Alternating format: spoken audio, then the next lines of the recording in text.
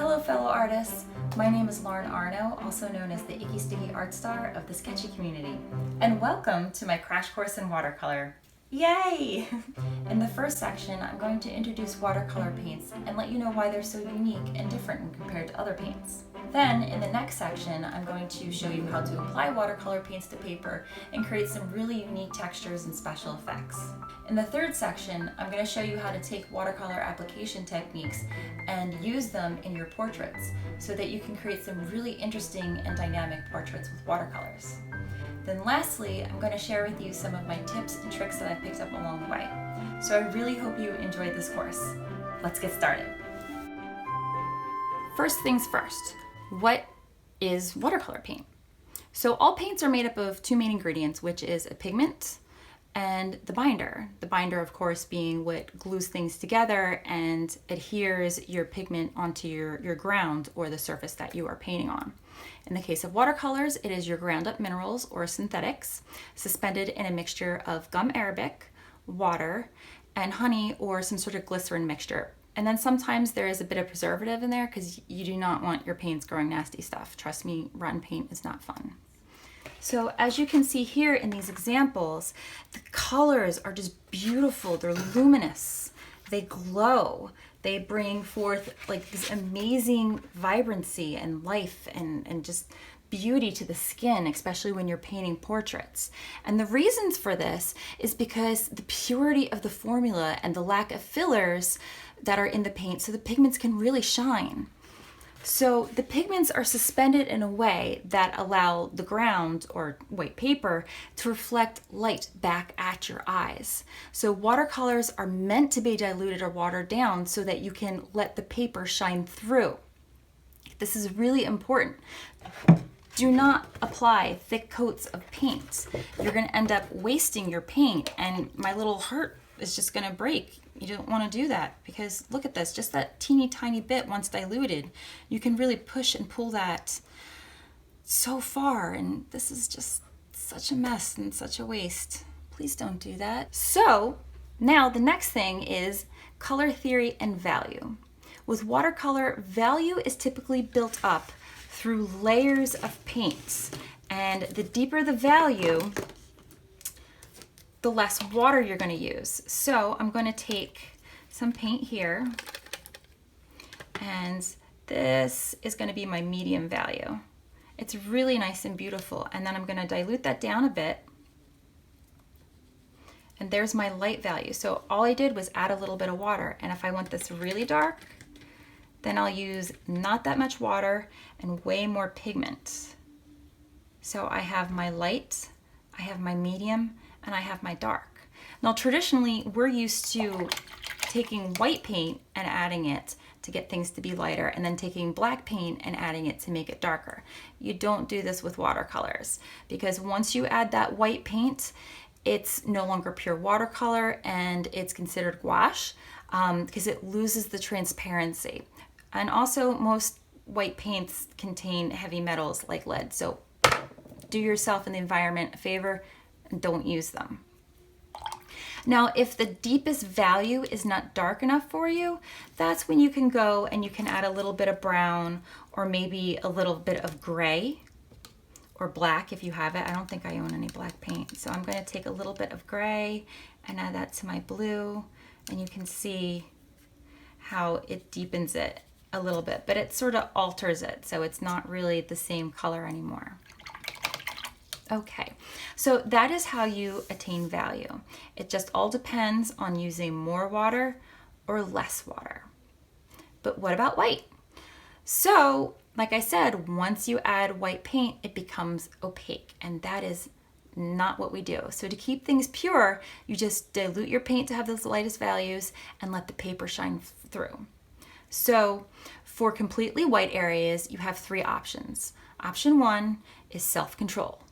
Do not, under any circumstances, let any paint or even water touch the areas that you want to stay white. Okay, this can be very difficult at times. So then there's option two, which is masking. So you use some sort of masking tape or masking liquid, and you would paint that on the desired area. You let that dry, you do your painting, and then once everything is completely dry, you can peel it up and then voila, you have your white paper revealed. Your third option is cheating. In this case, you can use white gel pen, white colored pencil, acrylic, or gouache paint to touch up little areas. But as soon as you do this in option 3, your work becomes more of a mixed media piece, but that can be your little secret. So now that I've explained how value is achieved a little differently with watercolor, I'll explain to you how color theory gets a little weird. So typically, painters will have their 3 primary colors, and we are all pretty used to seeing, the red, the yellow, and the blue. And then from these 3 colors, you get to mix your green, your oranges, and your violets. Well, things change a little bit with watercolors because they're translucent. So that's where your 3 primary colors shift to cyan, magenta, and yellow. So this is a CMYK model. The K stands for key or black. If you mix all these 3 together, you kind of get a blackish color. It's more for printing. So how on earth are you to make red or blue out of a bluish green and make a red out of like this pinkish color? And you're like, what is going on here? I'm going to show you how to do that. Okay, so let's say you want to make some royal blue. All right, so you can see that this is a pretty tealish blue.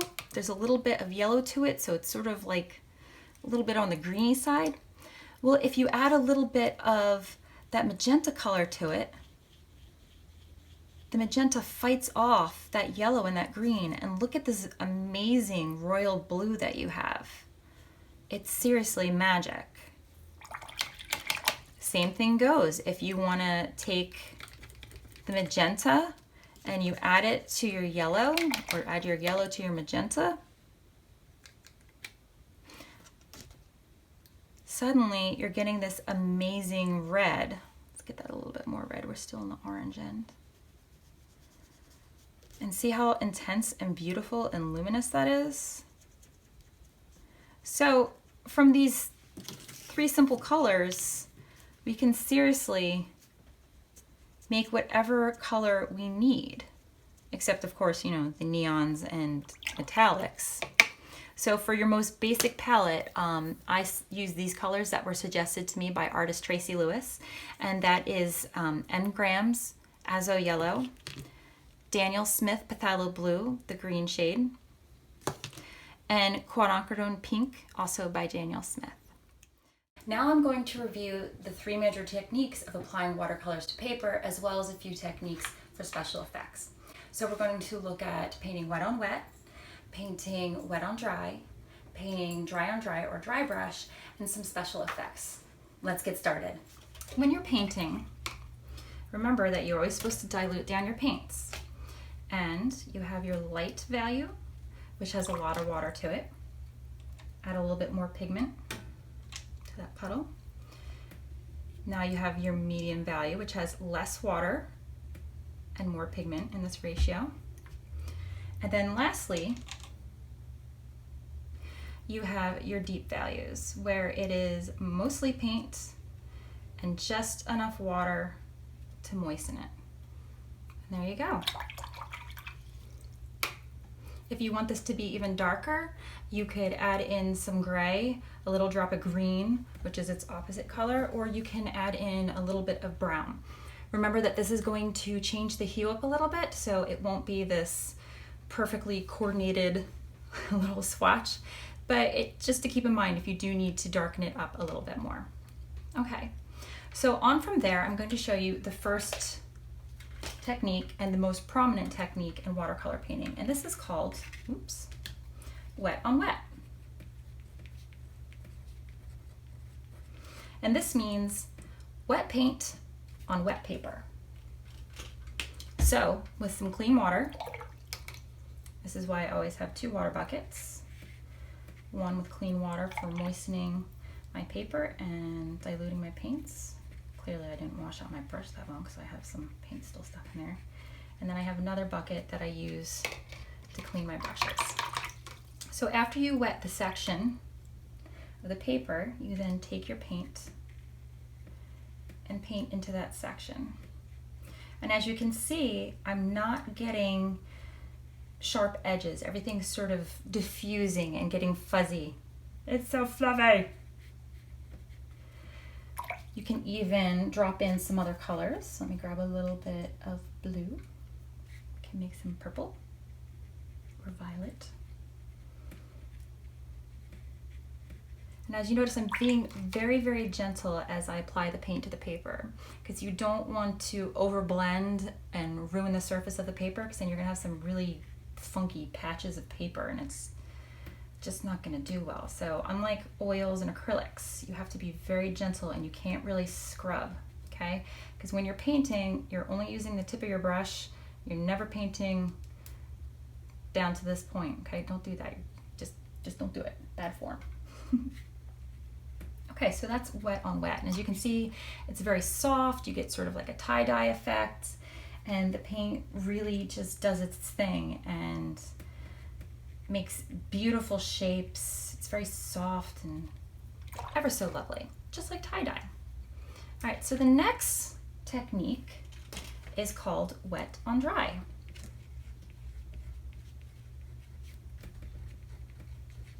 Okay, so this would be a wet brush on dry paper. Okay, so here's my wet brush. I am grabbing up some paint.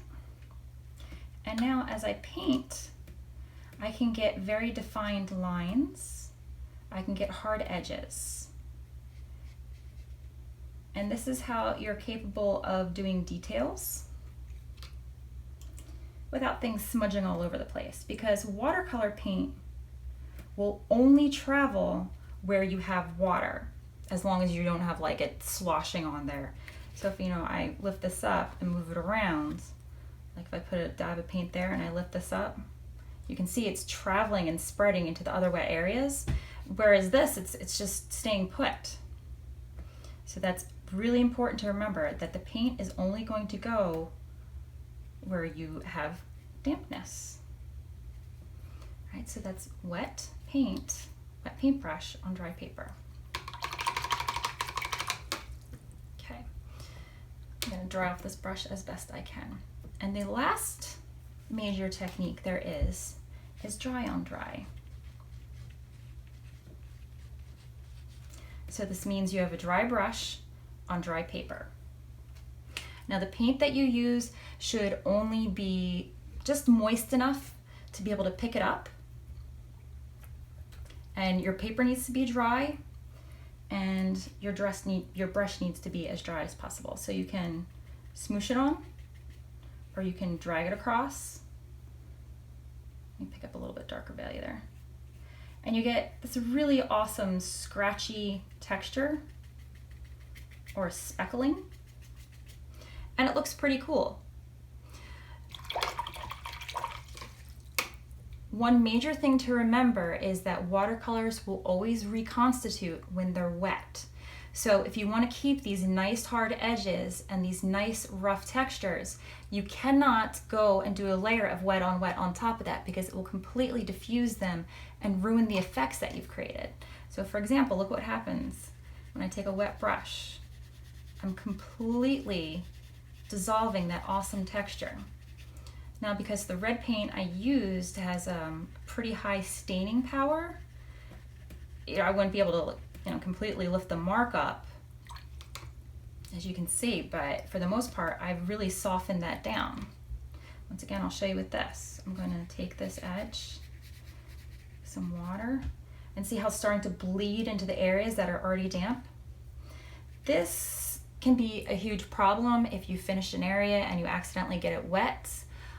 Or it can be a blessing for you if you've let an area dry and you want to kind of rework it. Then, suppose I wanted a softer edge on the side of the shape, so I can just take the water, come up, dab it, and then pull it down and bring that color into this area. And now I have the hard edges and then I have the soft edges. So, that can either work against you or you can make it work for you.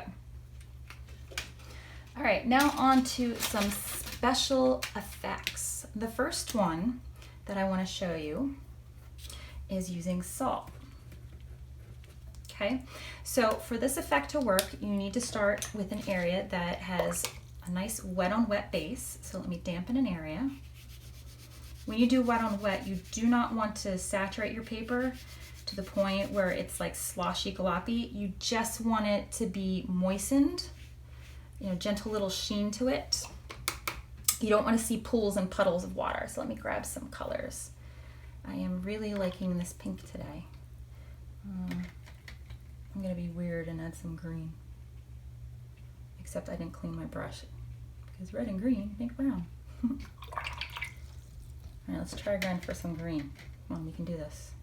Yay! Now you know an interesting little factoid that when you mix opposite colors together, you get brown. So if you don't want to make brown on a painting and you have two opposite colors close to each other, do your best to not mix them with your brush.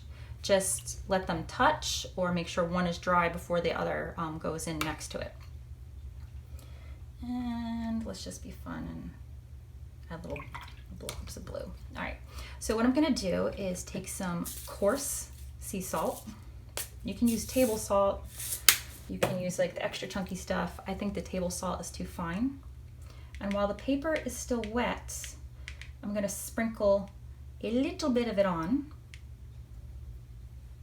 And what's going to happen is the sodium inside of the salt is going to attract the water, and as the water gets attracted towards the salt, it's going to pull the pigment along for a ride. And that is how you get some really unique, far out, spacey, galaxy, spotchy effects.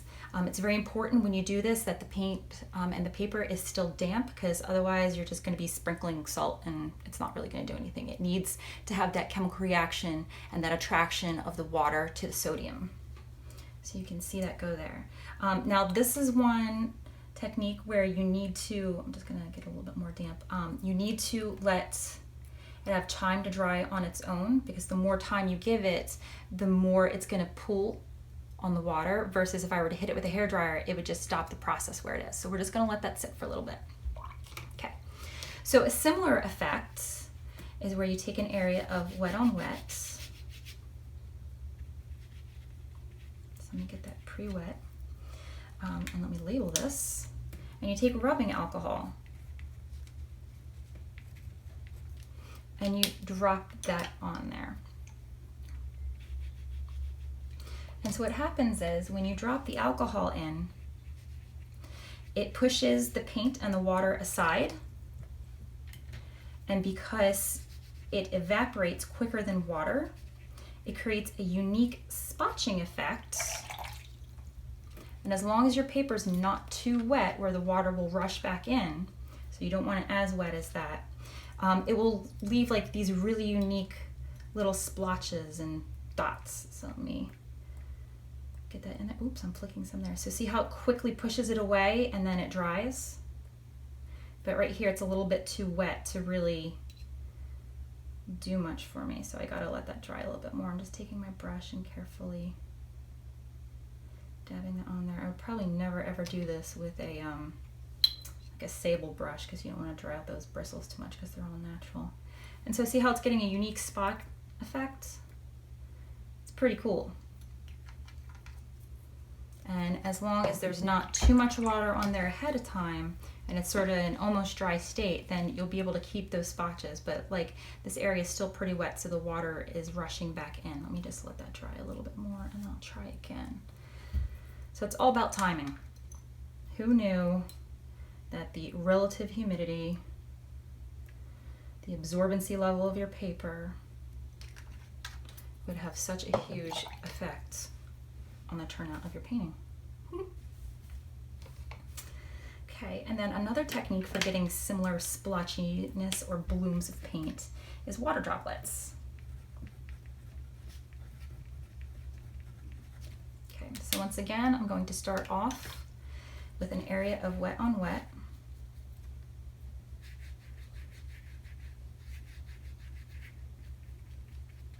Just want it to be glossy, I don't want it sloshing around. I'm gonna apply some of my pinks. It's nice and gentle. Let me add a little bit more water to that. so sloppy. Those little water droplets I have all over the place. And I'm gonna add a little bit of some yellow. Make up some reddish orange.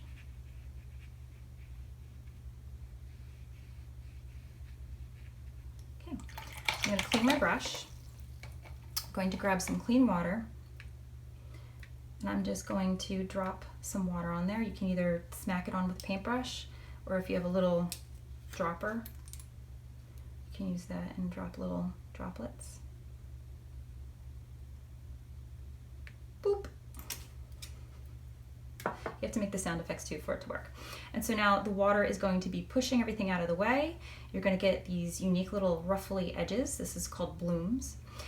This effect works well with wet on wet, and sometimes if you drop water on an area that is already dry, it might reconstitute some more of your non-staining pigments and push things around, and you can get some little funky edges.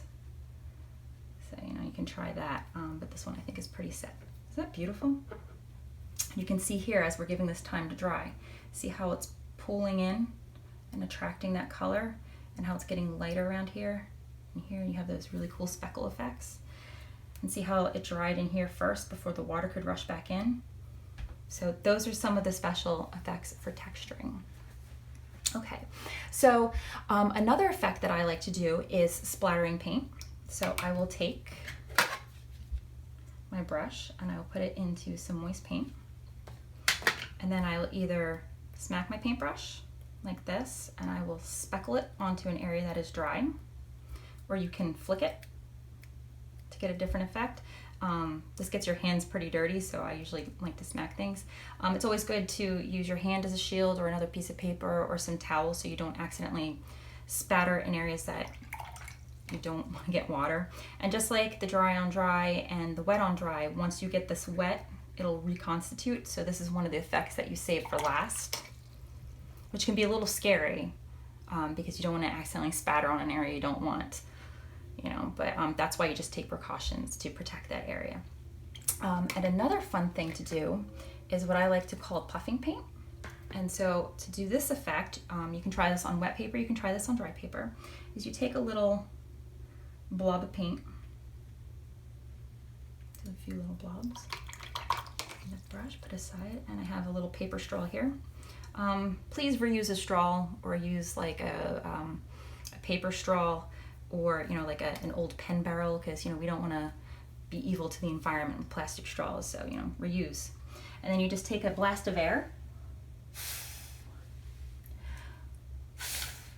and you get this beautiful burst, and it's really fun to do. Just be careful that you don't hyperventilate and you know, pass out from blowing air out too much. So let's try this again, but let's take this on a pre-wet area.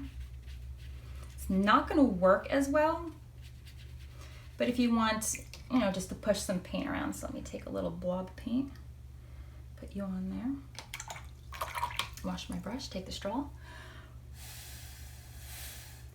and so see how like it doesn't really give you that bursting effect until it's on dry paper, and here in this area it just helps spread it out. So if you can just mess around with that, it's fun. It's more like of a novelty thing, but I enjoy doing that. Okay, so then one of the last special effects is using resist. And so let me turn this over so I can have some more paper. There's some notes from before. Okay, one of the methods for using resist is using masking tape or masking fluid. And what you would do is, I use a silicone brush with my masking fluid so I don't ruin a good brush. And you take some of this nasty smelling fluid, which is latex based, so if you have a latex allergy, don't use it. And you can try some rubber cement, but that's also very stinky. Oh God, this stuff smells so horrible. Okay, so you apply that an area, you let it dry completely, and then you can paint over it. So let me show you what that looks like. I already did a little shape here. So when you paint over it, because the latex is water resistant, it resists, and that area is going to stay white. And when this is completely 100% dry, I can rub it off with my finger or use like a little eraser and pick that up, and then I'll have a little white heart revealed there. Important thing is that you have to let this dry completely before you paint over top of it, because otherwise it's just going to get gunked up in your bristles and you're not going to be happy if you ruin your favorite paintbrush. Okay, so then similarly, you can take some masking tape. You can either tear it into the desired shape, or if you're feeling precise, you can cut it. I like to de-tackify it first on either my shirt or my pants, just so it's not too sticky and won't accidentally tear the paper when I lift it off. And then you paint over it. It resists the paint and protects what's underneath. Once it's 100% dry, then you can lift it up.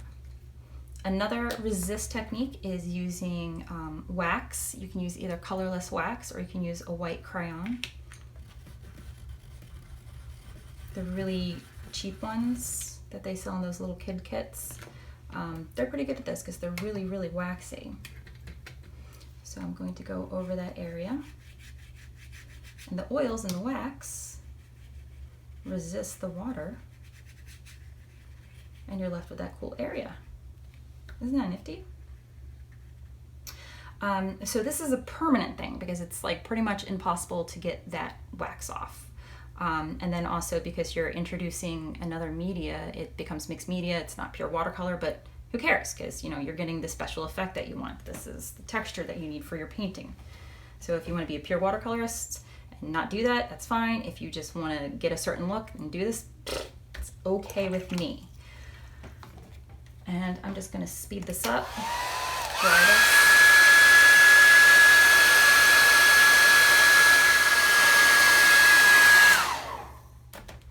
Okay, so I'm just going to very carefully peel this up.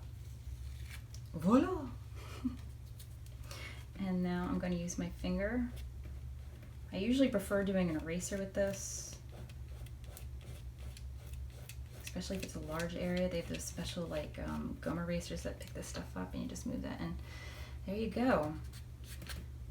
Because sometimes it turns your fingers funny colors. Or if you have a latex allergy, of course you don't want to be touching it. If you have a latex allergy, don't even buy it. Just yeah, stick to this and that. So that is how your resist and masking works. So let me label this.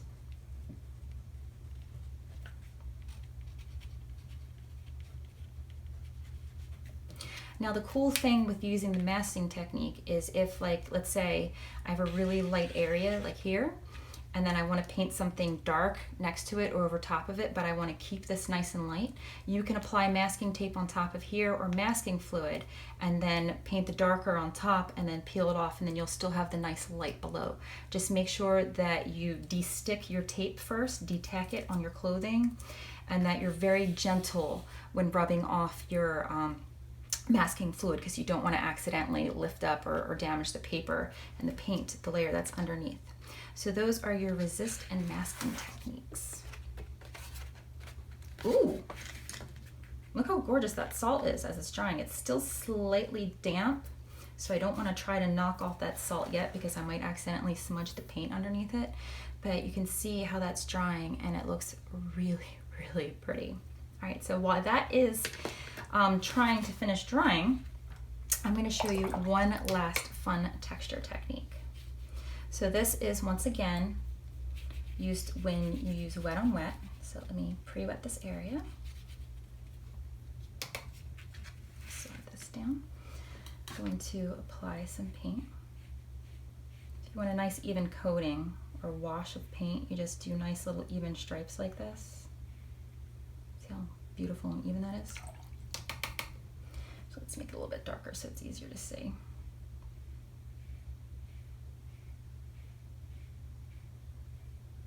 Remember, if you're painting a large area, use a large brush versus trying to paint a large area with a small brush. Just, you know, save yourself some craziness. Okay, and so for this lifting technique, you take a crumpled up paper towel and you dab it on there and you lift up some of the paint. And as long as it's not sopping wet, just like the rubbing alcohol, it won't rush back in and refill it. It should leave you with this beautiful sort of fluffy, crunchy effect. And if you want to like double dab, that's fine. Just don't double dip with chips because that's rude if somebody else is sharing your chips. All right, so this is called lifting.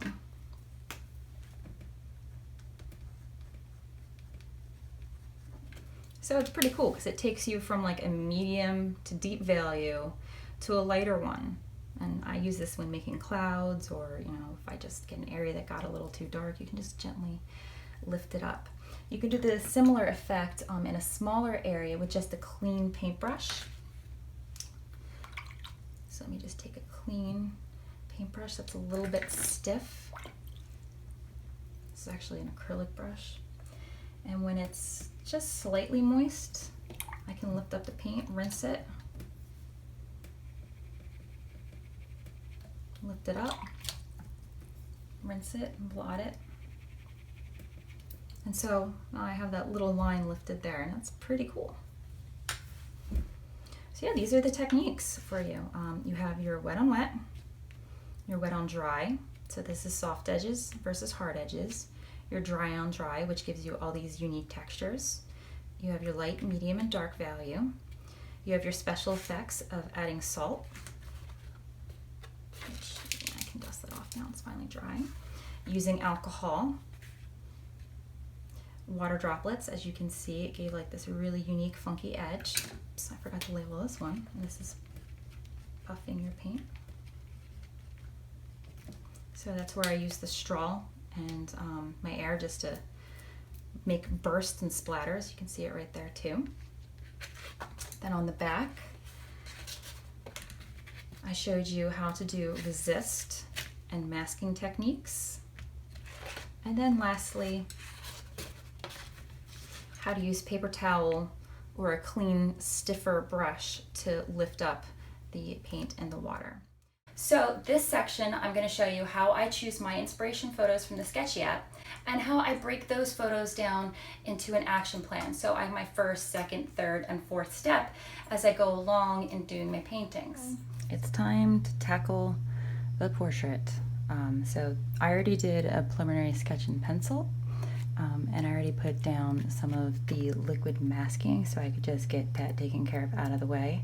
But let me go in and show you how I first choose my inspiration. Okay, so I have here my tablet, and this is the picture, the young lady Sabrina that I chose. I'll show you where I got the picture originally from the Sketchy app. And I just went to my inspiration section and then I chose this lovely picture of Sabrina, as you can see. Let me tap that so you can zoom in a little bit. But she just has this really, really beautiful jaw structure, and like her eyes, the way that they curve up, it's just absolutely beautiful. And I love how her head is tilted back. I found that to be pretty inspiring. So I saved this picture to my device by clicking here and then save to camera roll. And then from there, in my photos, I cropped it, and then I took out all the color so it would be a little bit easier to see where all the lines and the shapes and how they go together. And also, I didn't really want to be influenced by the color choices that she made.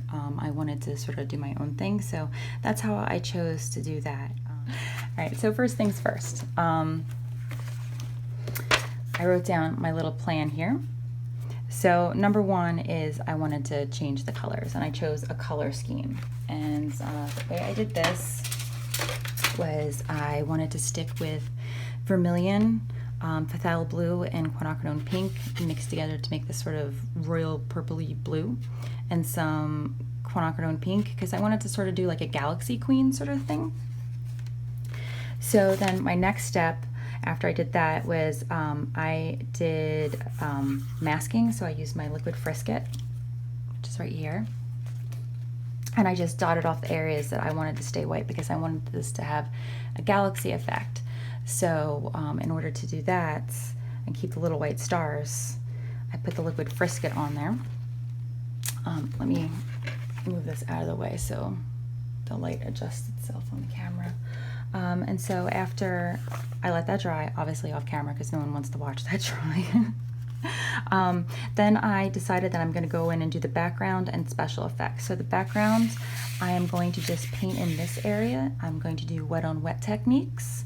I'm going to use the tie-dye effect where I drop in different colors and sort of like gravity mix them together.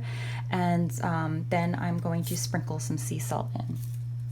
I'm going to let that dry, and then I'm going to come in and look at the undertones of the skin and just work on her skin tones and get the undertones and some of the shadow areas and block them out using the wet on wet technique because I'm not interested in going in on details. Then after that dries, I'm going to do wet on wet techniques with her hair so I can get the undertones and the shadows, major shadows, although her hair is pretty much all in shadow because the way she's tilting her head back. Then after that completely dries, I'm going to do my wet on dry details. So I'm going to go back in and carve out some of those lines and defined edges and shapes. And then once that's completely dry, then I can go in and do any dry brushing details and add any texture.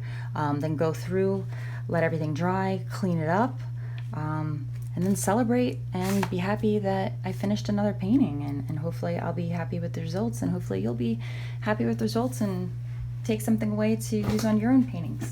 So let's get started. All right, so because I'm painting a large area, I need to pre-wet it, and I'm going to be using a larger brush. This is just a really cheap synthetic brush. I only really use it for wetting down areas. I did augment her neck a bit from the original photo. I wanted to,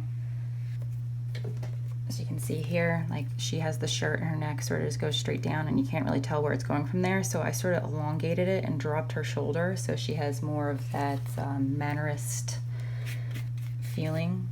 Think like the Birth of Venus with that beautiful long neck coming out from the ocean riding her little seashell. So I wanted to give that sort of appeal to her, exaggerate the pose that she decided to take.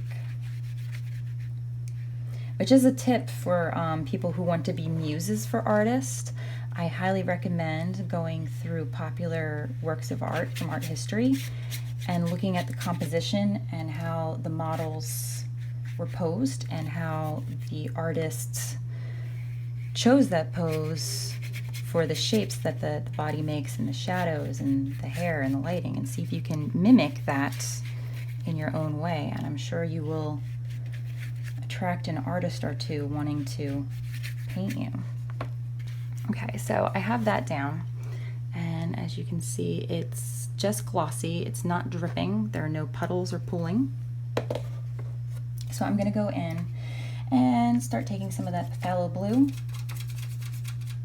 I'm mixing it up with a little bit of my quinacridone pink to create almost purple right there. See, I'm doing a large area, so I mixed up a lot of that ahead of time. And I'm just going to start dropping this in, and I'm going to be a little bit sloppy with it because I want to, and this is a galaxy, and galaxies kind of look messy to me. I'm not going to lie.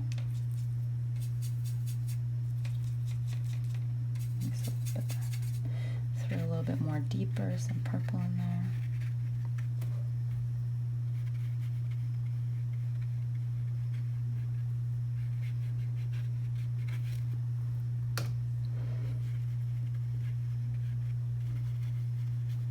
So you can see already how the masking fluid is resisting. And I'm just gently tickling, you notice I'm not really scrubbing or like really blending it in there. I'm just letting it do its own thing, because see how this has more of a like a flow to it versus here it's more forced. Gonna get a little bit of the pink. Add that in there. And it's okay to let the white of the paper show through in these areas because it adds a unique element to it. So I have, it looks like probably like my first two values. I don't have any super rich deep tones in there yet. It looks like it's pretty dark, but it really isn't. That's just in comparison to the stark white of the paper. So I may have to go in and do some additional layers on here. And that's okay, because watercolor always dries a little bit lighter once all the water evaporates. I'm actually really quite content with how this is coming in already. My computer is making a racket over there with its fan. Not even running any processes.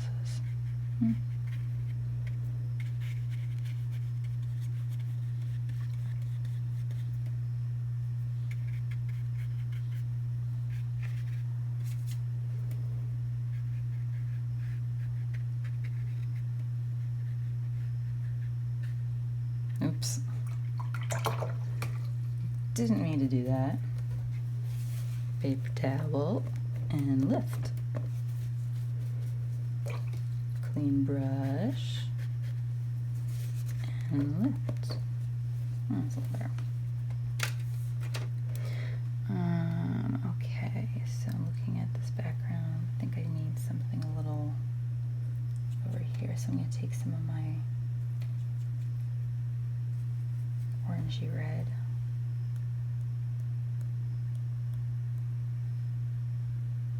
And then echo that down here.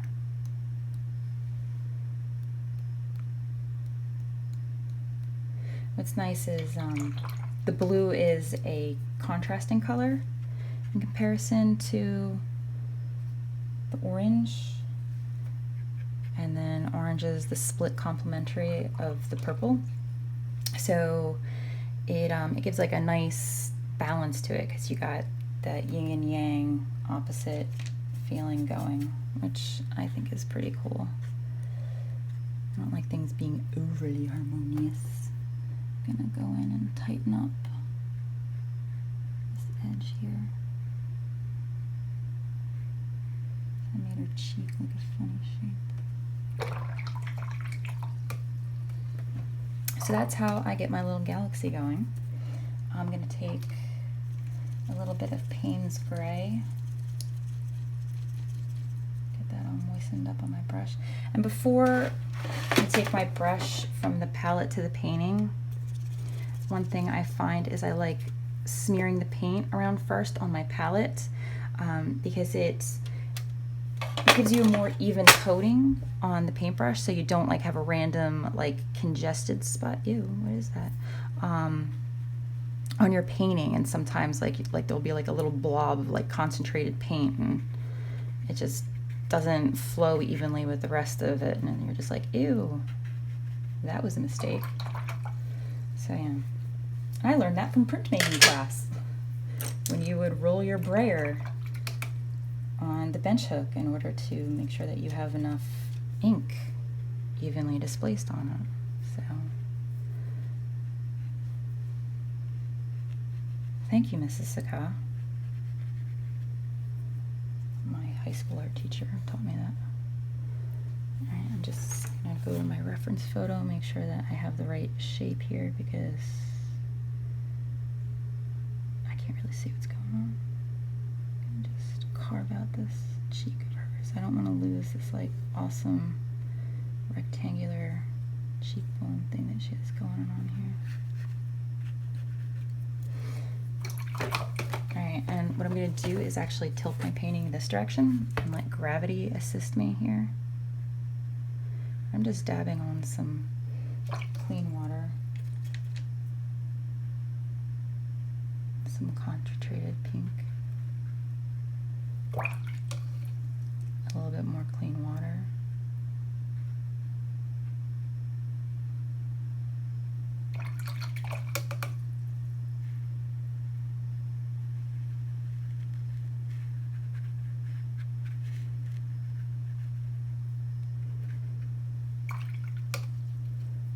Don't worry, I know what I'm doing. I know I just painted on her skin. I didn't want to paint that area yet. Shh, don't worry. I got this. Gonna add a little bit of yellow in here. A little bit more water, let it flow.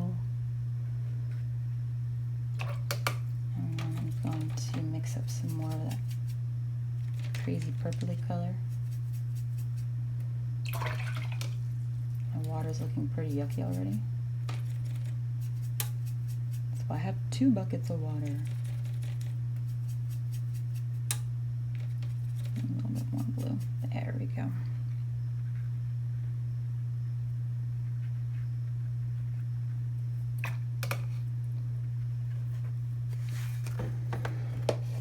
Alright, so I'm gonna let this sit at an angle because I'm not ready for this to flow into her face. Don't want to do that.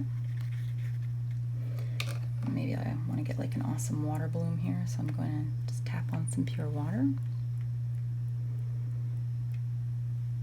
I don't care that I just got a few splatters on her neck. I can work with that. Alright, so now it's time for some salt because you can see that this is still damp. Paper is still slightly shiny.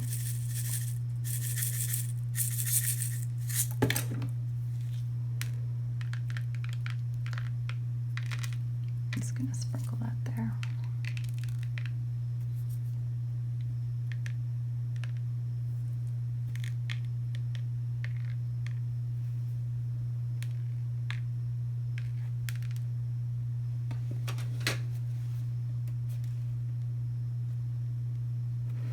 I did a really bad job of pre-stretching my paper. Oops, you can see like this bubble here where it's more damp than, let's say, over here, so the paper stretched out and started to make like this pillow effect.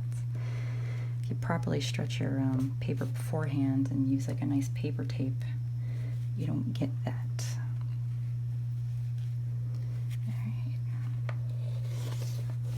So now I have a really hard edge here, and I don't want that. I want a smoother transition. So I'm just going to take a clean brush, some water, and I'm just going to blur out this edge.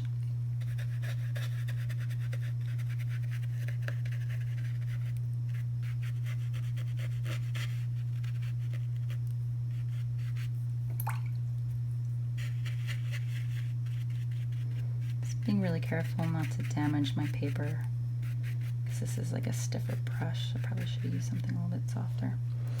Alright, so I'm going to wait until this dries a little bit. If you're really impatient, you can use a hairdryer, but as I said before in the techniques video, that would freeze the salt and its special effects in the moment that it's in right now, and I don't want that.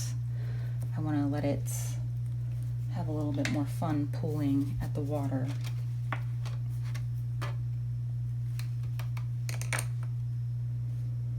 So I'm just gonna let that chill. Let me grab a brush. This is just a damp brush, and I'm gonna use this just to sop up a little of this extra water around the salt granule. Is that cool? Whoop. Whoop. Yoop. Yoop. Yoop. Yoop.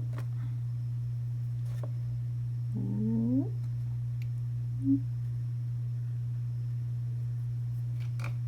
I'm a noisy painter.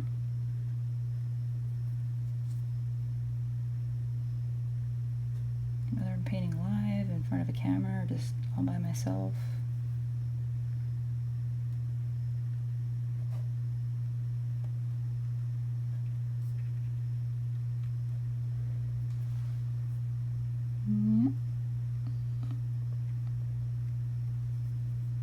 But that's okay.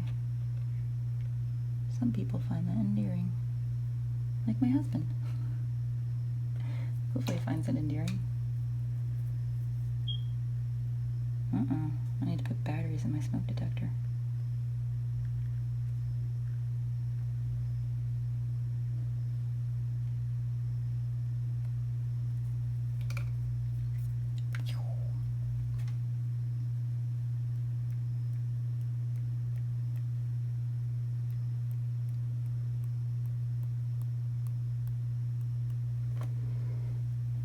It's done its thing, so I'm going to use the hairdryer for a little bit.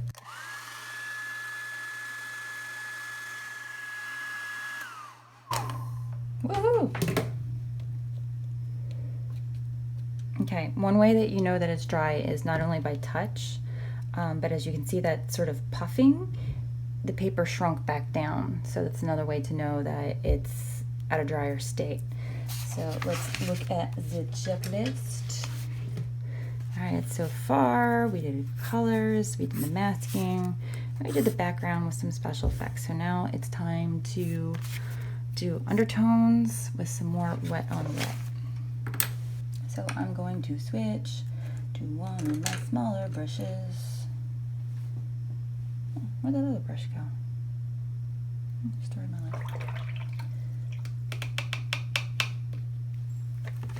Okay, so for this, I'm going to hold up my photo. All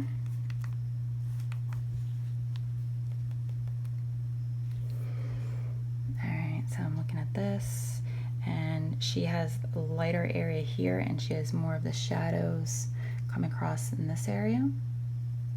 So I can even take my photo into the editing zone, and we can go to light. And I can up the contrast. I know it looks really funny like that, but it makes it easier to see the shapes of the shadows. So I'm just going to press done and move on to that. Let me get this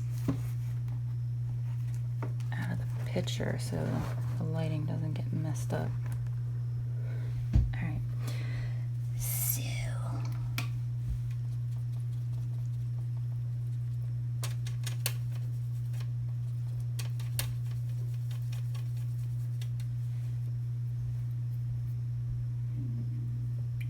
oh yeah, duh, it's wet on wet.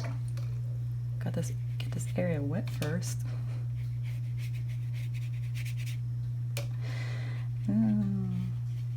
Some days I don't even follow my own plan.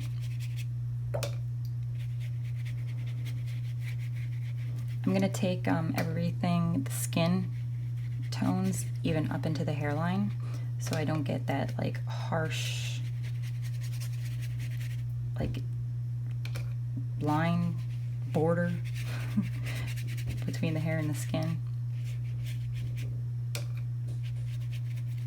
Because, you know, in between your hair follicles, you see skin. So that's how I roll. Okay, so now I'm going to start laying in these shadows. So she has this largest shadow here. I'm going to add a little bit of my bluish purple to that. Blue. Too much pink, need more blue. Get her eyebrows.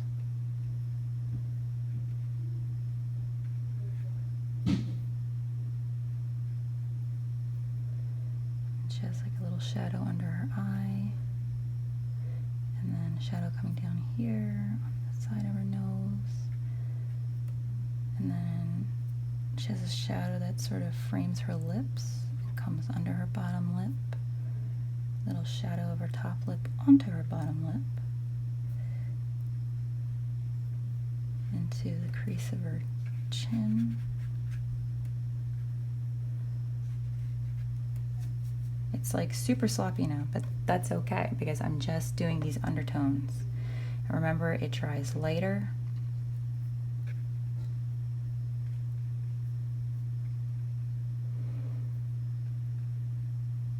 So I'm using like a medium value here.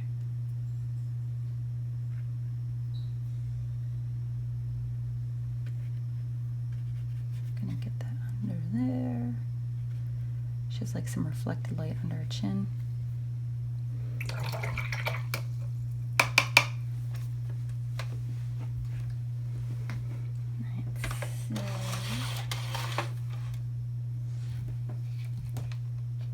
Where'd my number 6 brush go?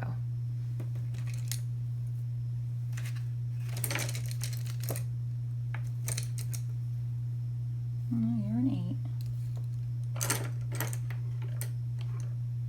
You also are an 8. Did I drop you? Oh, no. Under the painting.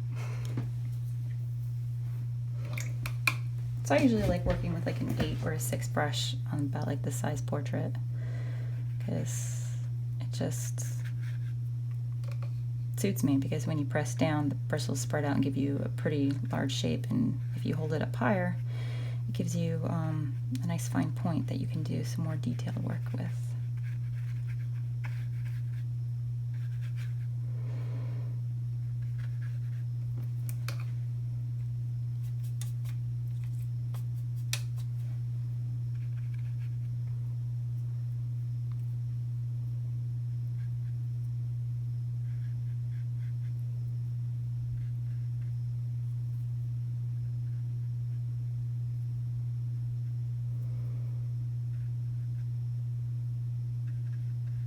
So now I'm getting in some of my darker values on the shadow areas that are further away from the light source. So the light is coming from this direction, and now I'm just working in on these.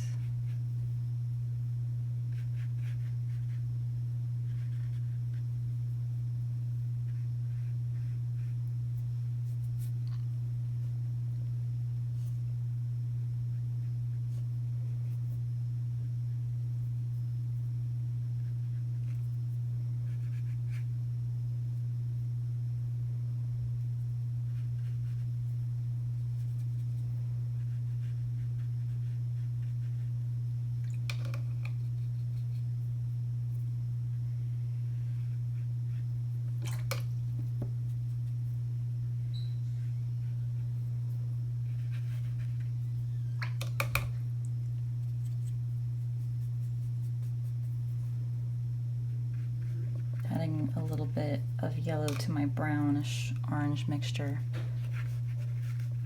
and I'm going to start blobbing in some of those highlight areas, and this is watered down to sort of a light,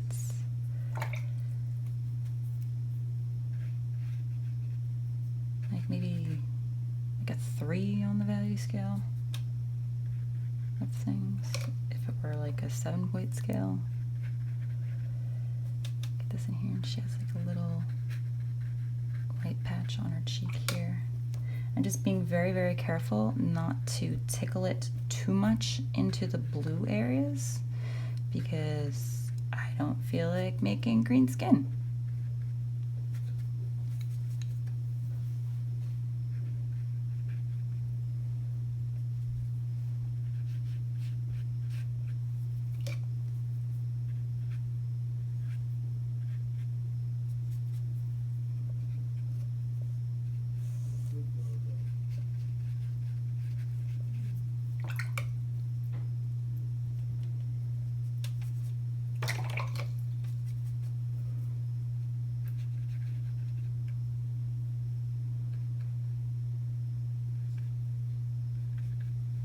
It's kind of fun to watch the wetter yellow paint push around the blue paint that's a little bit more dry. So the water is just like saying, hey, I'm rushing in, move out of the way. And blue's like, okay.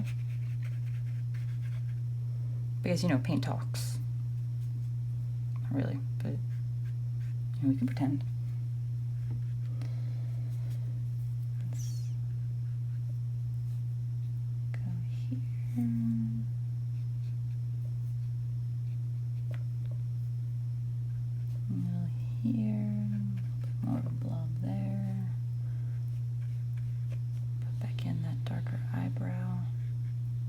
Great brows.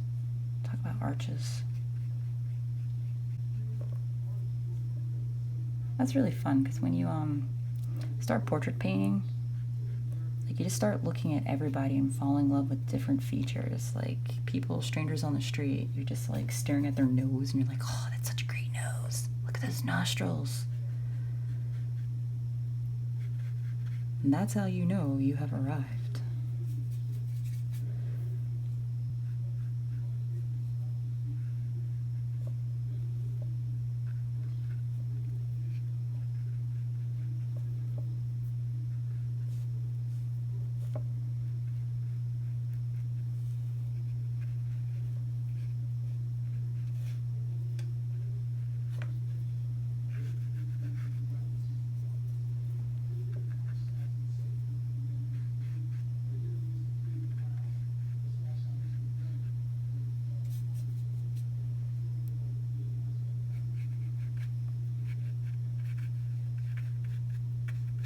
right, so I'm gonna pause, let this dry a little bit, and then we'll come right back to it.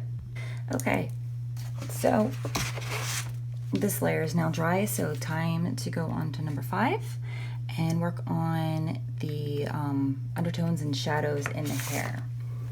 So here's my reference again, and so I'm going to start getting in these darker areas of her hair, and you know, there's like a little bit of a highlight there and some texturing going on, so I want to sort of try to simulate that. Alright, so I'm going to take my number 8 brush and get these areas wet.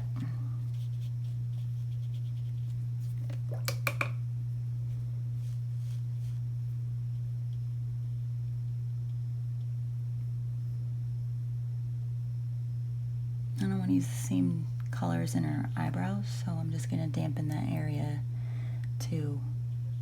And then just like a little something there. Alright, so I'm going to go in and I'm just going to take some brown paint, mix it with some Payne's Gray, and I'm mixing it in my palette. Excuse me, hiccups. I'm mixing that right over top of where I mixed my bluish violet, just so I have some continuity of the color. Mix a little bit more of that up.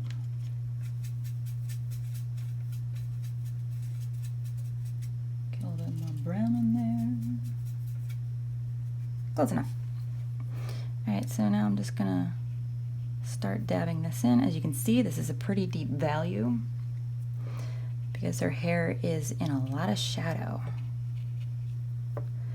I'm just gonna dot this in. I don't want to call too much detail to her hair because this portrait isn't really about her hair. It's more about that amazing expression that she has, and honestly, like the way that she's holding her mouth and that gaze that she has, that like, hey, pay attention to me. I have soul in my eyes. I have depth to my spirit. And that's really the story I want to tell here.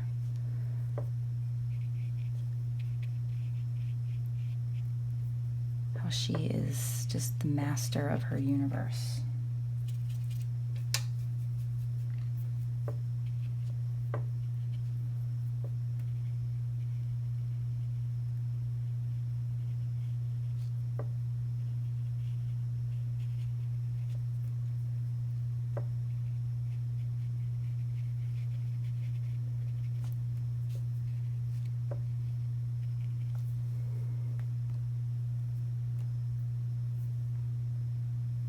Whoops, I just lost my reference photograph. Sorry about that. And her earlobe. And just like her hair sort of under here.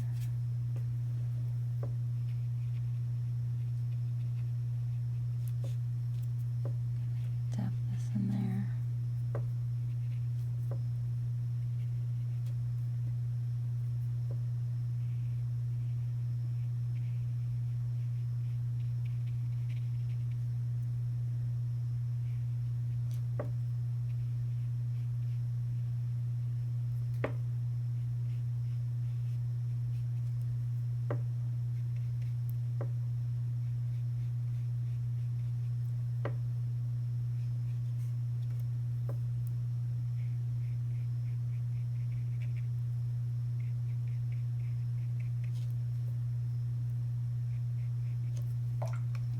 That a little bit because her eyebrows, I don't want like a harsh line where they start and stop, because that just looks weird to me, especially like when people draw on their eyebrows on like Instagram, all those beauty gurus. It's like not this gentle fade out of hair to skin. It's just like,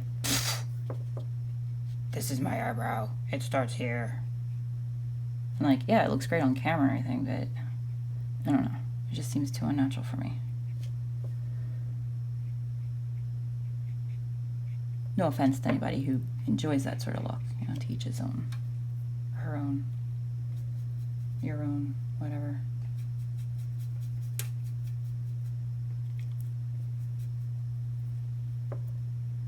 However eyebrows are, that's how they do. Alright, I want to get this darker in here. Pull this into here a little bit. And bring this back. Some more brown.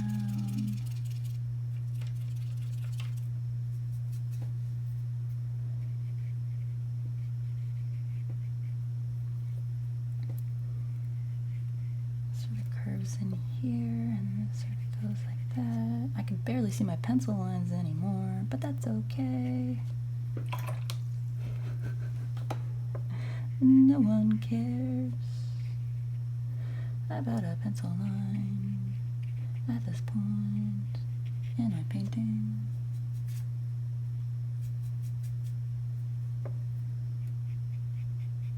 Who knew you were gonna also get like a musical? And then she has like a little bit of hair here. Oh look, I'm painting on my iPad. Good thing for screen protectors.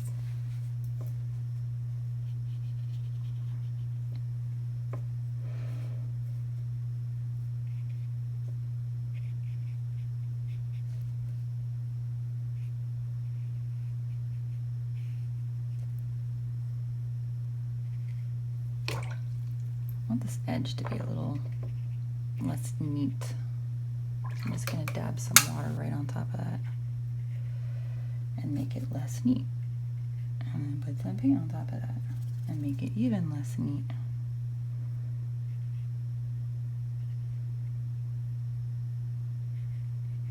I'm just laying it down and letting it do its thing because I don't really want to control it. I want to let my paint behave how it wants to. I'm just going to work with that. Like all you can really do is guide watercolor.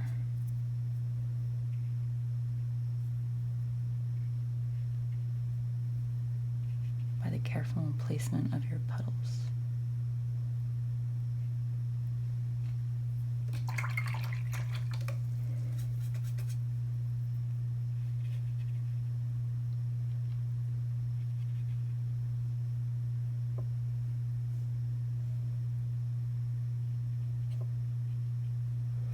Okay. Clean butt. Brush up. Isn't that cool? The salted there. Love that. Alright, so back to the checklist. Boom, boom. Okay, so now time to go on to some details. With some wet on dry.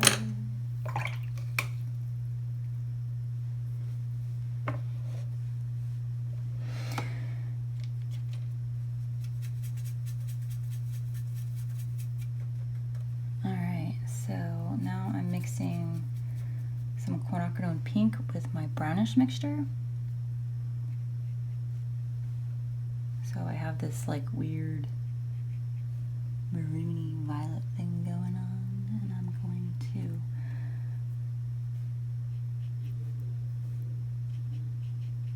carefully do some of these lines and shadows and shapes up here.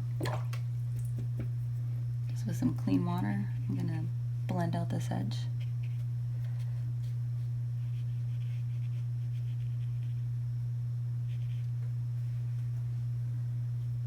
I'm going to put a little crease in here.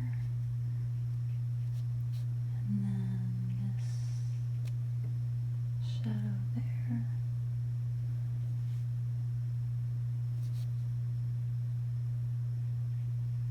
And this shape here. Still a little more pigment down there. And I'm going to join the nostrils by that shadow.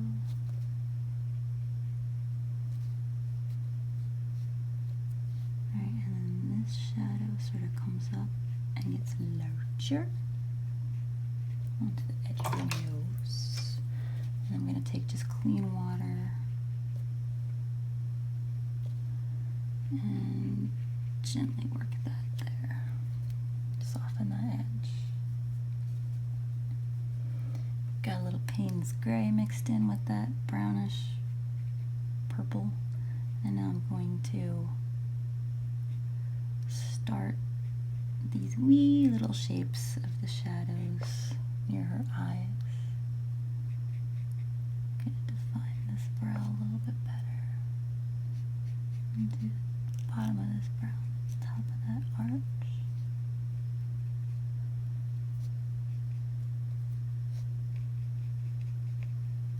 Alright, so now she's a little less freaky that I'm working on the eyes. A lot of people like to start with eyes. Not me.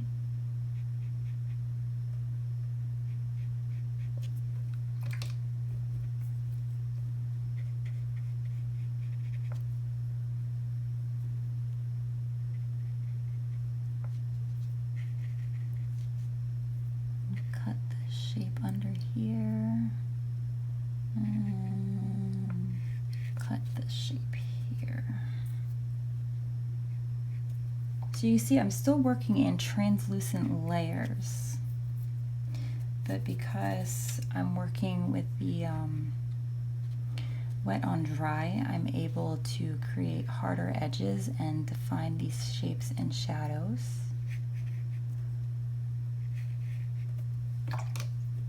And then if I have an edge that's too hard, I just take a damp brush and soften it.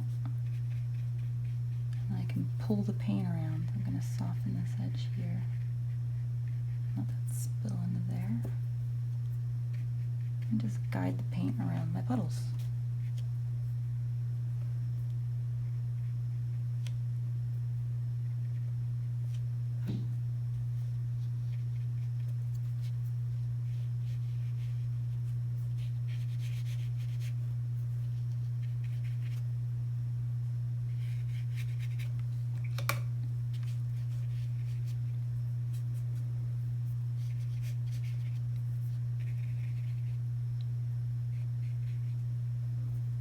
As long as you control the amount of water that's on your brush, the color will only flow where you let it.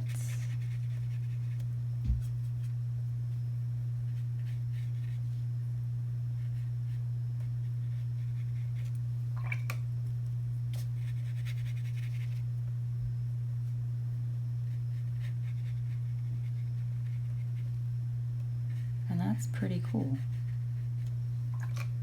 I like joining the shadows together so that they create more of like a dynamic flow of colors into shapes.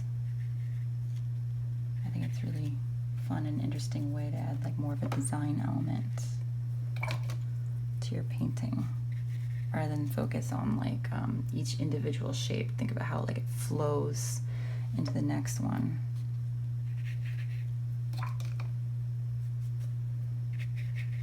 Grab some of this orange, pull that up here,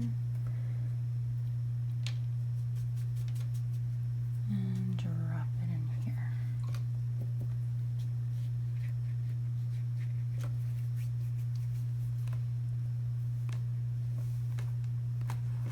Whoa! It's just me knocking over my iPad.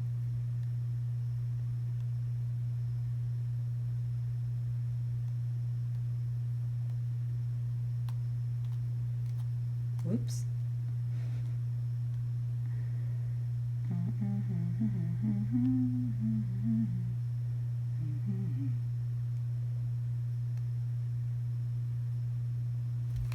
Just, you know, here's my reference photo one more time so you can see where we are with that. Come along quite nicely, trying not to get the glare on camera from the lighting. So yeah, I'm doing all right. It's always good to sort of like step back from things, take like a little breather, look at it from a different angle.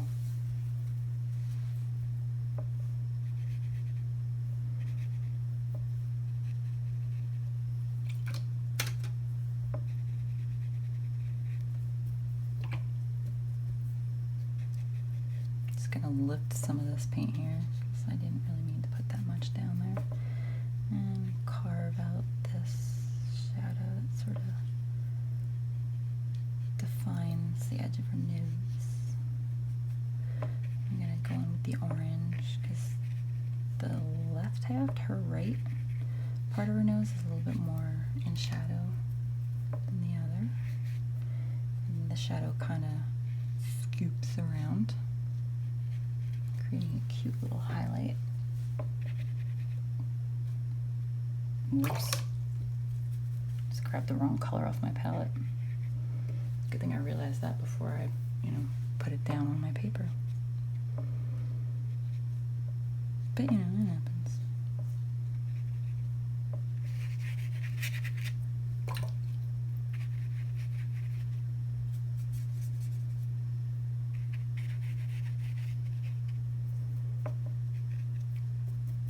Things are getting a little too wet over here, so we're just going to blot out some of that excess water.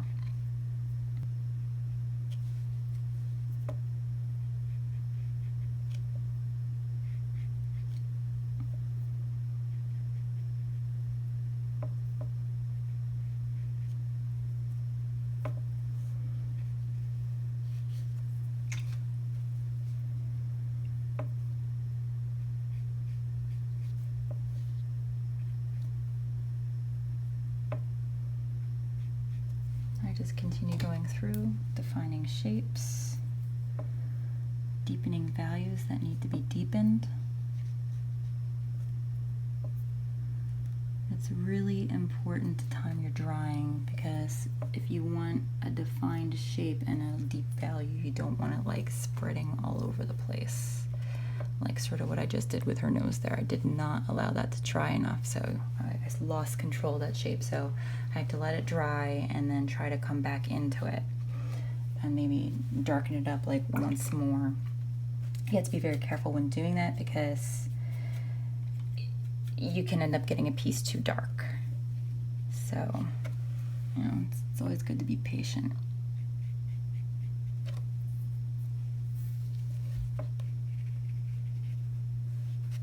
Now in these super dark shadows that denote her chin from her neck, like in here, I'm gonna let myself have fun there and focus on the shape and just plop in some color as I see fit.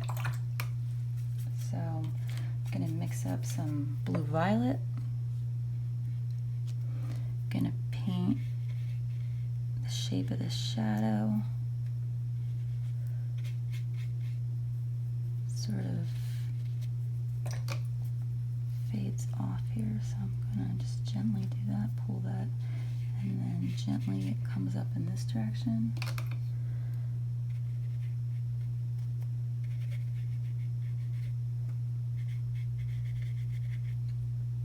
I'm gonna take some quinacridone blue. There's no such thing as quinacridone blue. Or is there? I don't know. I'm going to take some phthalo blue. Drop that right in there. Tickle it in. Now I'm taking quinacridone pink.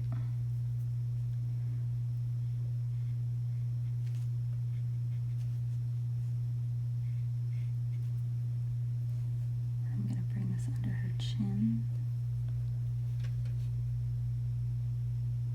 Let it gently feather out a little more of that blue here.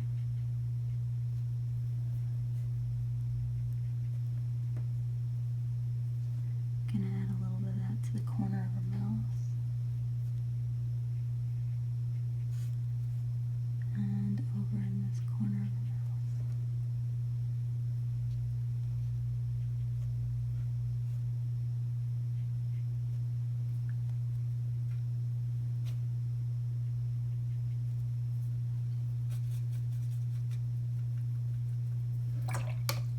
And so while that sets, I'm going to take really watered down grayish brown and add it to the whites of her eyes because nobody has perfectly white eyes. And you have to remember that the eyes are eyeballs, and so they have like shadows like a ball or a sphere would. They're just, you know, encased in eyelids. So it helps out if you do that.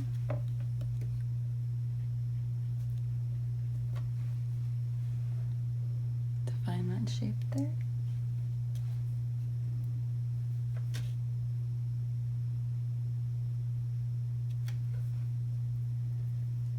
Find that shape there.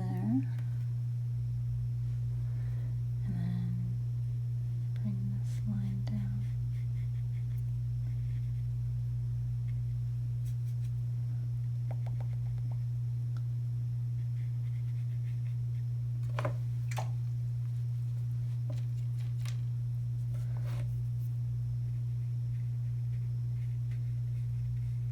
Remember, blue and orange are opposites, so even though I'm letting them touch, I'm not really blending them, because then I would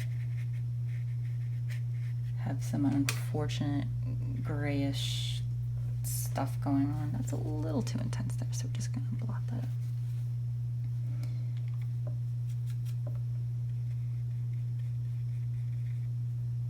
So I don't want to accidentally have like it too intense and make her look like she has a beard.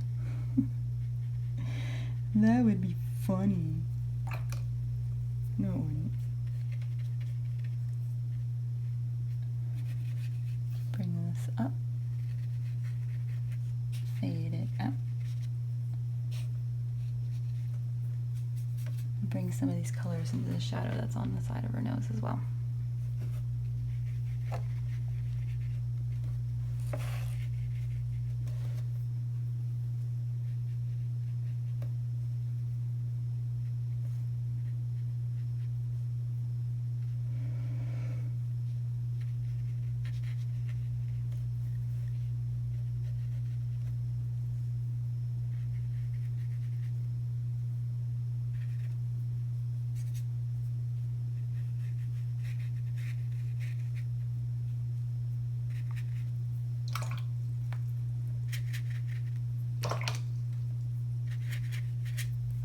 Oh, by the way, when your water gets this nasty, it's time for new water, because I can't clean a brush in that anymore.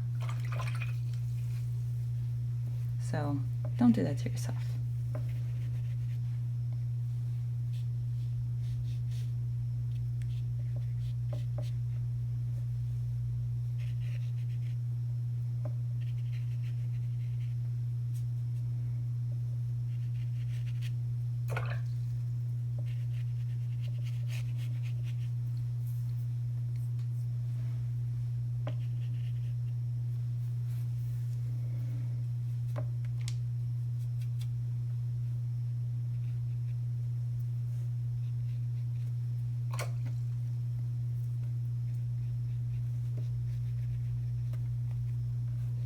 So it's just like, at this point, it's a give and take of making a shape and determining if it's gonna keep that hard edge or if I need to soften up those edges in order to get the amount of detail or lack of detail that I want.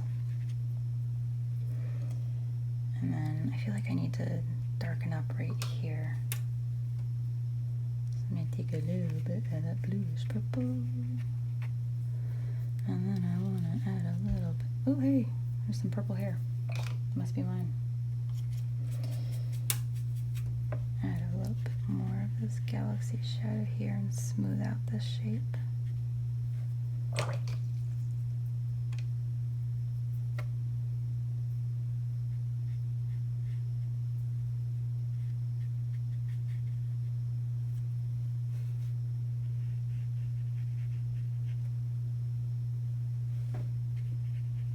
I'm always looking back at my reference photo and making sure I'm getting the right shapes in there. God only knows what else I'd end up drawing.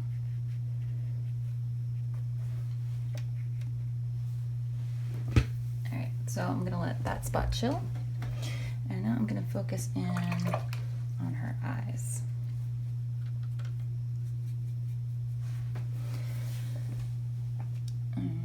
So I'm still using my number 6 brush, and we're just gonna get this really beautiful brown.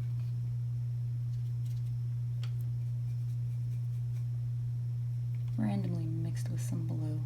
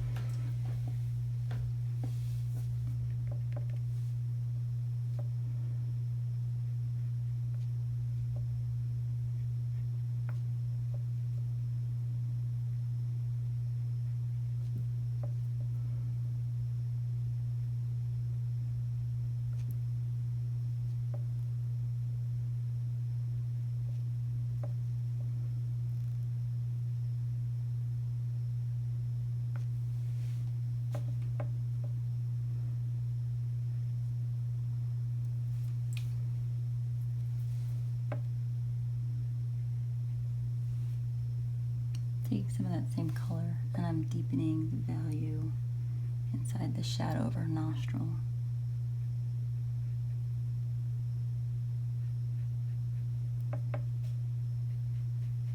I'm just redefining those shapes there as I scratch my nostril. It's noseception.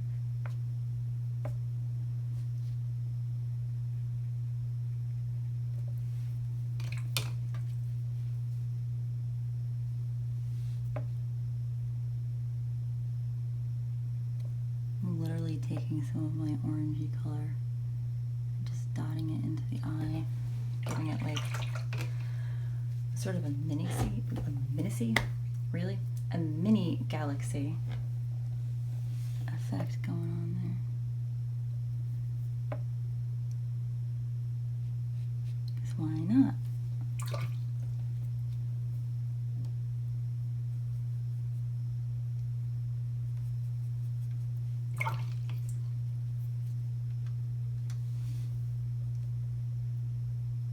Wee bit of blue.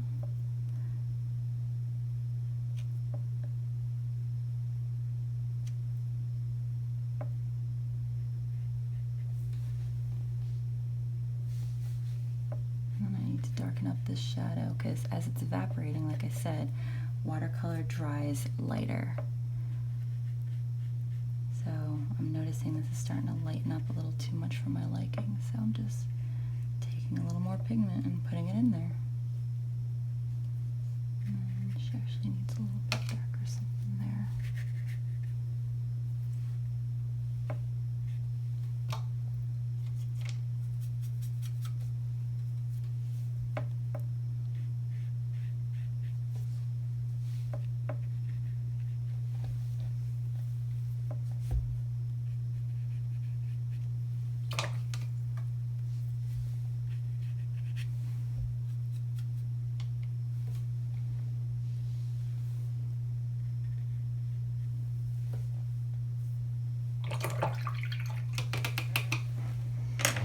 So I'm going to blow dry this again.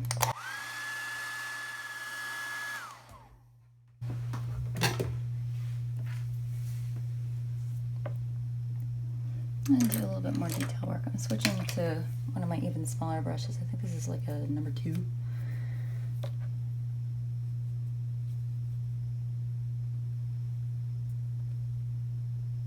And I'm just using some quinacridone pink to make some of these lines and little teeny tiny creases. I don't want them to stand out too much, because if you do too many lines in someone's face, you're gonna age them.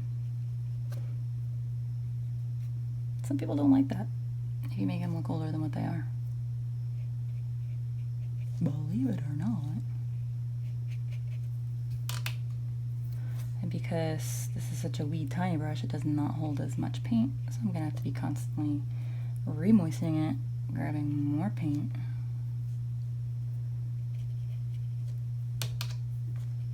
But I just want to get those last bits of shadows and shapes in there and defined edges.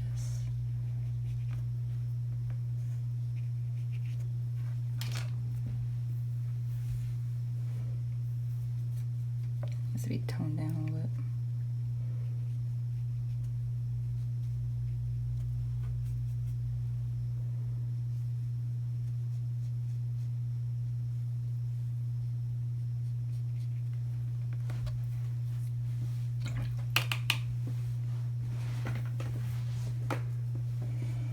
So when I get down to these last bit of details and start cleaning things up, this is what in my head I called my tiny puddle paintings, because I'm using a smaller brush and I'm working in tiniest puddles of water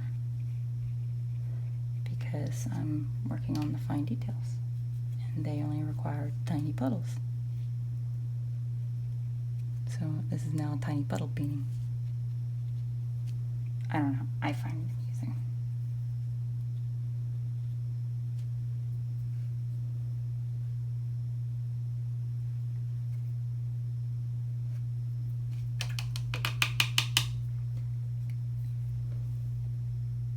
I want to get the edge of her lip here.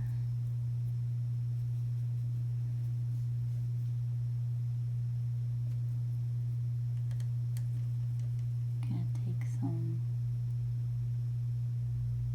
Payne's Gray, get this teeny tiny shadow in the corner of her mouth. It's oh so pretty, oh so expressive.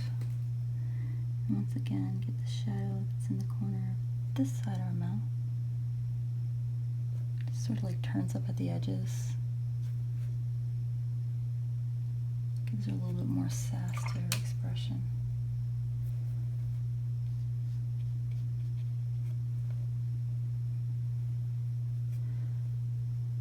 And then I want to add some denotation on her bottom lip.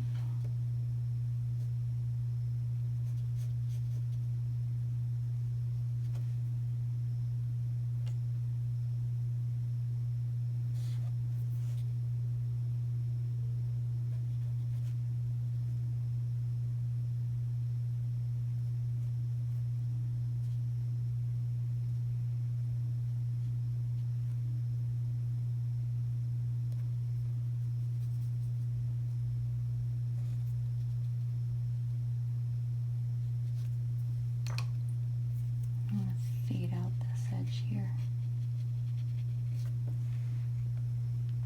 See how her mouth really pops. I feel like I need to balance out the pink here with a little bit more here. So I'll just add that in.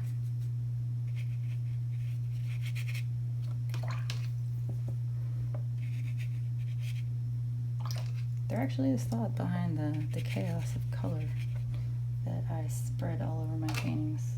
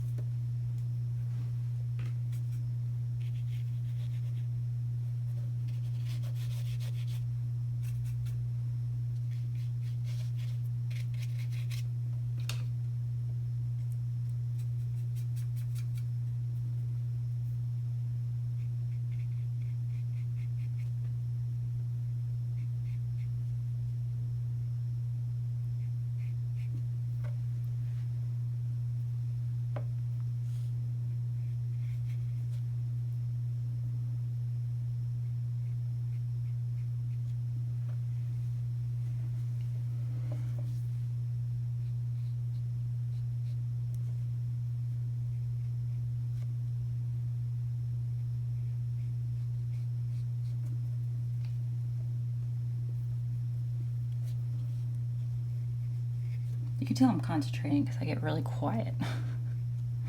Kind of freaks me out. I haven't made any noises in a while. But I'm just going through and defining these shapes with my tiny puddles.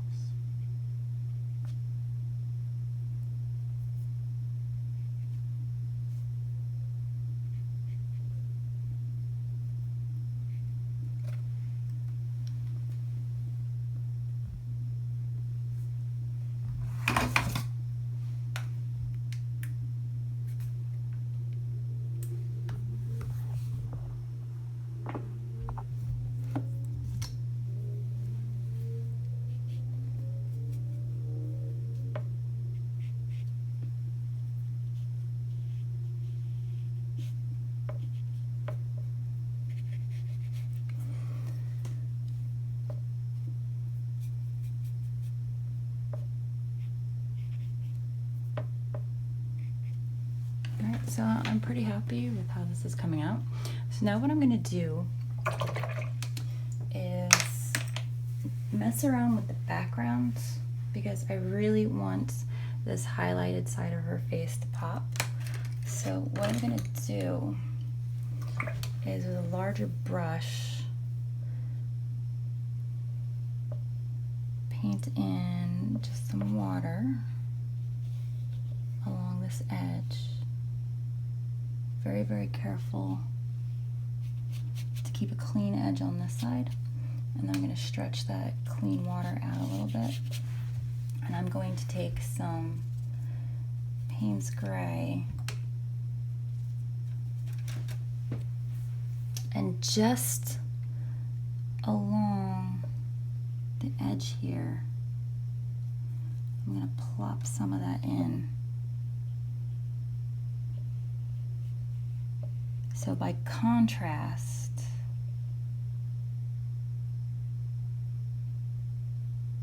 the highlight will seem more intense because the edge of this is so much darker.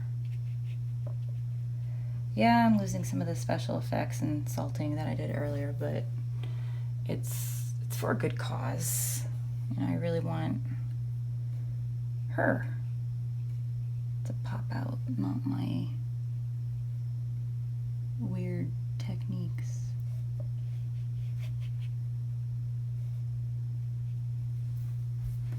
So see how that edge just suddenly pushed her face forward?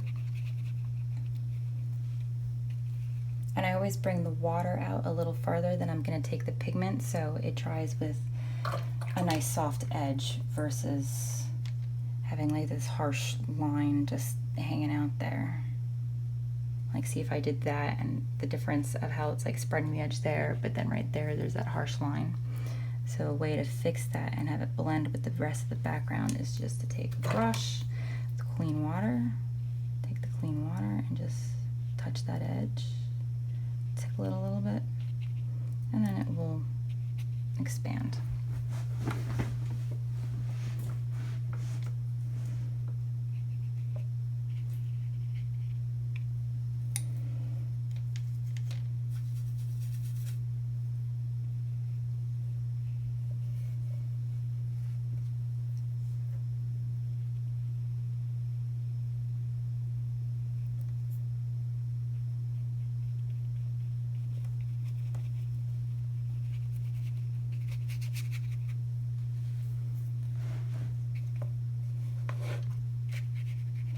So in the same sense, you know, if you wanted to do the background last and the portrait first, you can do that. So then, you know, you won't lose your special effects if you decide to go in and change things later. Makes no never mind to me.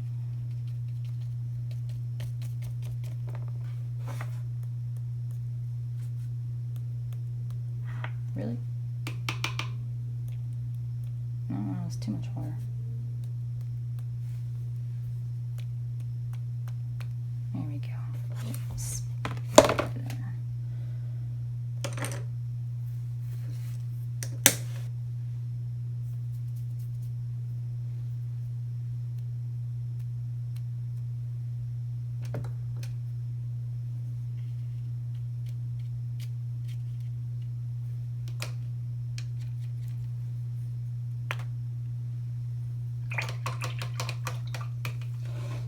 accidentally spattered a little where I didn't want it to go, so I'm just going to dampen that. And blot.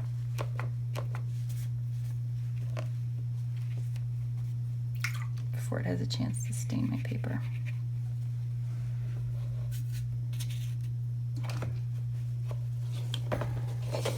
Rotate this way.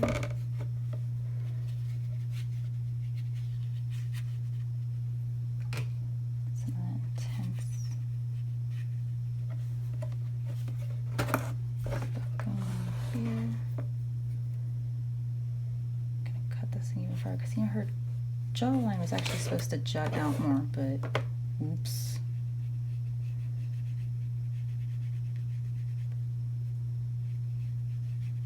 I need to sort of freak that out there. And I'm gonna that go there, that go there. Alright.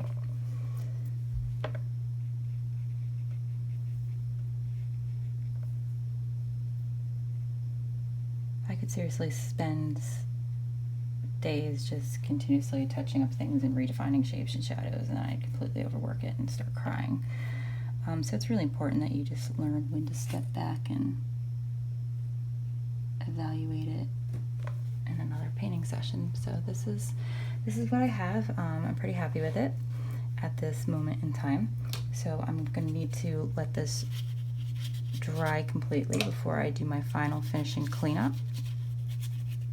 So I will let it dry off camera because watching paint dry probably is not the most informative thing. So let me just resalt this area.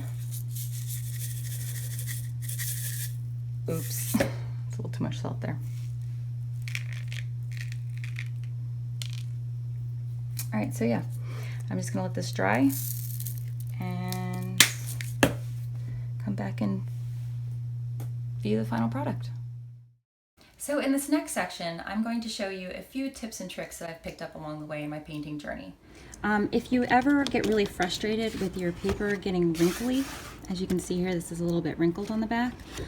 One of the ways to prevent this from happening from the start is to pre-stretch your paper. You can look up tutorials online. There are many videos and blogs that feature this, but essentially you dip your entire paper in water, and then with a sponge you carefully from the center to the outside secure it down onto a wood panel or a plastic panel, something that won't warp with water.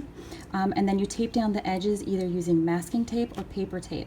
If you use masking tape, I recommend using a hairdryer just to dry those edges first so it gets a decent tack and stick to the board.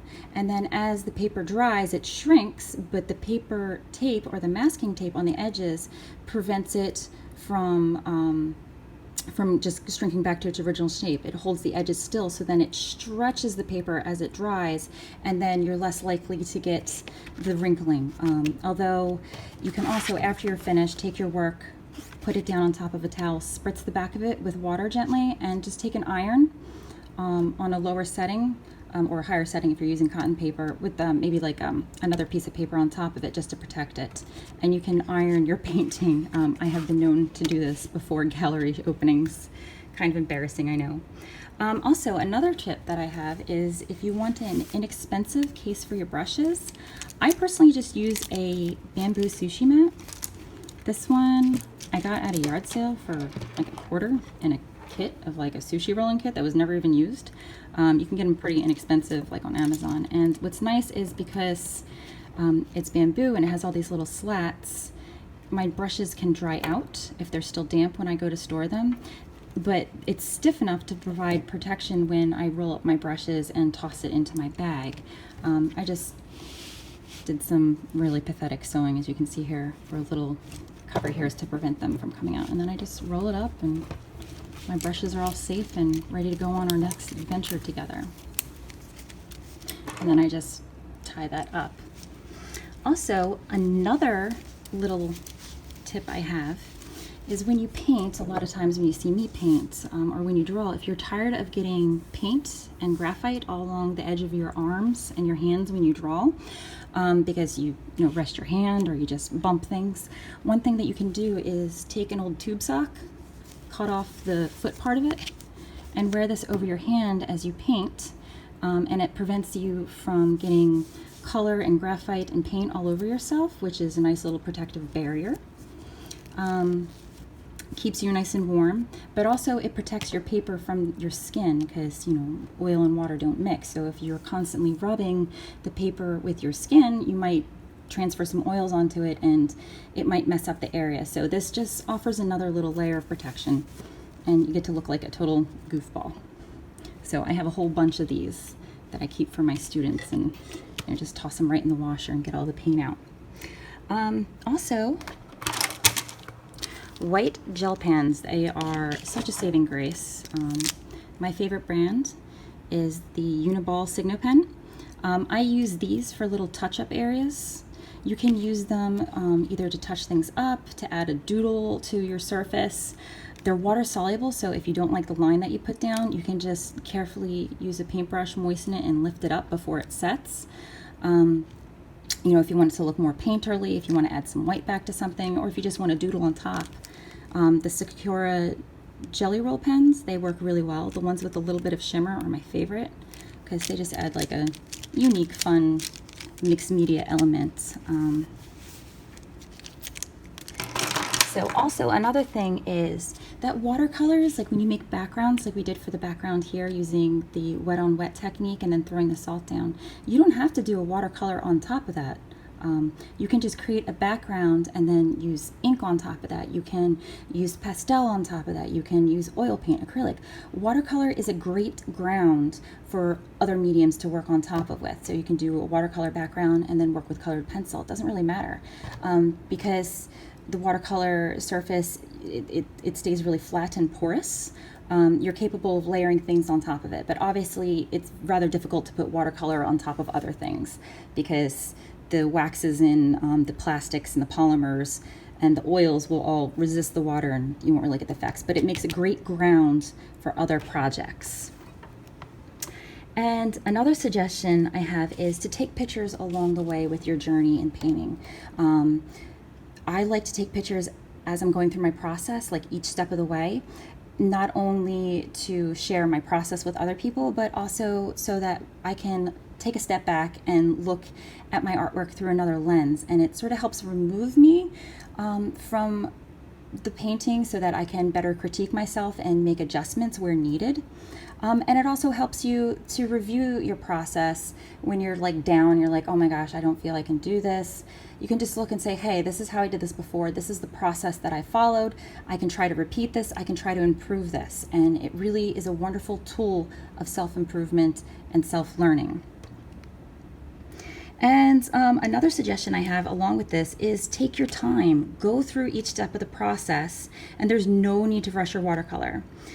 Paint section by section and layer by layer, and remember, it's okay to put it down for a day, for a week, for a month. I don't care. Just don't put it down for a year. Just keep on continuing to pick up your work and go back at it. And even if you have to start all over again, that's okay. Just slow down, enjoy the process. Don't try to rush it. Let each layer dry properly. And just really try to enjoy the way your paint behaves, which is my next tip, which is get to know how your paints behave. Figure out which paints are pushy and will stain either the paper or other paints. Figure out which paints granulate and will leave unique textures. And try making a mixing chart with all the colors you own. So you can always look up how to make a paint mixing chart. Pretty much it's like a graph where you put like all your colors here and then all your colors down there, and then where they intersect, you mix them together. And some combinations will actually surprise you with how beautiful they are. And lastly, do not force your will onto watercolors. There are a lot of variables that will affect the final piece. Sometimes the weather is dry and the paint will dry quicker than normal. Perhaps you're using a synthetic brush for the first time and it just doesn't hold the same amount of water that you're used to. So try to enjoy the process and how the paints interact with each other, interact with the environment and the paper. Don't fret over uniformity in color or uniform texture. because you can't really control that. You can just guide the paint and let yourself have happy little surprises. A friend once told me to think of painting as tickling little puddles of water with color. So allow your expectations to be flexible. Demanding a specific outcome is like trying to train a cat to do dog tricks. It's not going to happen. I mean, some cats will play fetch with you. Most cats won't. They'll do it on their own time. Same thing with watercolors. Most of the time, it's going to do it at once. So get to know how it behaves and make that behavior work for you. There you have it. Those are my tips and tricks for working with watercolor. And this is the end of my crash course in watercolor. I hope you were able to enjoy this class, that you were able to take something away from it, and that your confidence and comfort level with watercolor will increase as you practice. As always, I can't wait to see what you create. Thank you.